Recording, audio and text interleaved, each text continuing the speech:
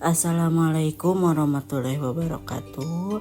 Pada video kali ini saya akan membahas tugas mata kuliah Filosofi Pendidikan Indonesia pada topik 1 di bagian eksplorasi konsep, yaitu perjalanan pendidikan nasional dari perspektif Ki Hajar Dewantara.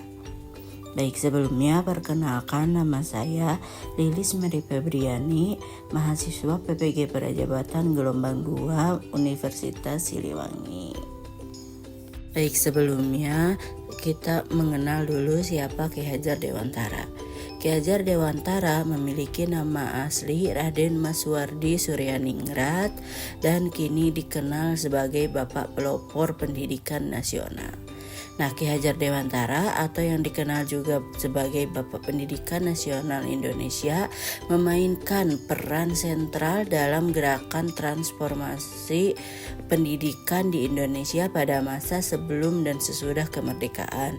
Nah, gerakan transformasi Ki Hajar Dewantara dalam perkembangan pendidikan sebelum dan sesudah sistem pendidikan yang tidak merata dan eksklusif menjadi sistem pendidikan yang inklusif dan merata bagi semua warga negara Indonesia.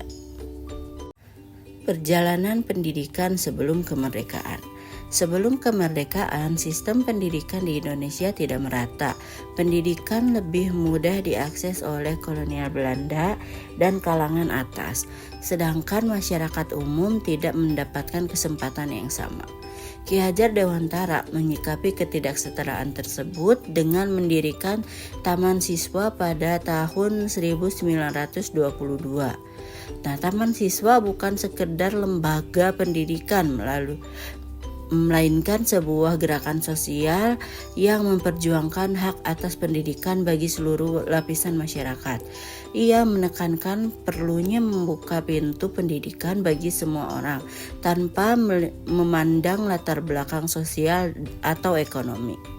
Nah, selain mendirikan Taman Siswa, Ki Hajar Dewantara juga berperan dalam memperjuangkan hak pendidikan bagi seluruh warga negara Indonesia melalui penyusunan Undang-Undang Dasar 1945. Dalam UUD 1945, pendidikan diakui sebagai hak asasi manusia yang harus dijamin oleh negara. Nah, hal ini menunjukkan pentingnya peran Ki Hajar Dewantara dalam memperjuangkan pendidikan yang merata dan inklusif bagi seluruh warga negara Indonesia. Perjalanan pendidikan sesudah kemerdekaan. Nah, setelah kemerdekaan, Ki Hajar Dewantara terus berperan dalam pembentukan pendidikan nasional. Ia diangkat menjadi Menteri Pendidikan pada Kabinet Presiden Soekarno pada tahun 1952. Nah, jabatan ini memberinya kesempatan untuk mewujudkan visinya dalam skala yang lebih besar. Nah, Ki Hajar Dewantara berusaha meningkatkan taraf pendidikan yang tinggi untuk memperluas akses terhadap pendidikan dasar. Nah, pada periode ini ia juga aktif menyusun Undang-Undang Dasar 1945, memberikan landasan hukum bagi pengembangan pendidikan di Indonesia. Nah, selain itu, visi Ki Hajar Dewantara mengenai pendidikan terus diterapkan dalam sistem pendidikan nasional Indonesia.